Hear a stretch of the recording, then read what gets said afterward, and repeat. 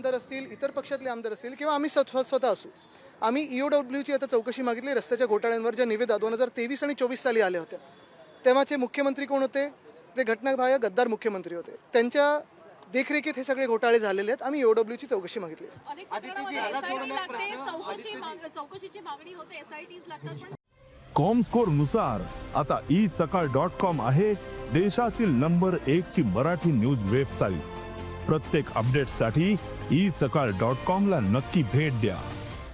Report येत नाही. मी हेच सांगतो ना, आता आम्हाला EOWची याच्यात चौकशी अपेक्षित आहे, कारण फक्त आम्ही नाही, फक्त विरोधी पक्ष नाही, तर काल सगळेच सत्ताधारी देखील रस्त्याची चौकशी मागत होते. आणि रस्त्याची चौकशीची तर बैठक तर लागलीच आहे रस्त्यांची. अध्यक्ष राहुल नार्वेकर यांनी लावलेली आहे. पण मला आनंद आहे की आता कुठेतरी पुढे हलतंय. अपेक्षा हीच आहे की मुख्यमंत्री एका स्वच्छ कारभारासाठी आणि चांगल्या मुंबईसाठी ह्याच्यात निपक्षपाती एक EOWची चौकशी या रस्त्यांच्या निवेदनावर लावतील. मंत्री है क्या? निकाल दिया है क्या? त्यांनी एक किस्सा सांगितला की उद्धवजींनी फोन केला मला. बघा, कचऱ्यावर आपण लक्ष देतच नाही. काल पण सांगितलेलं आहे.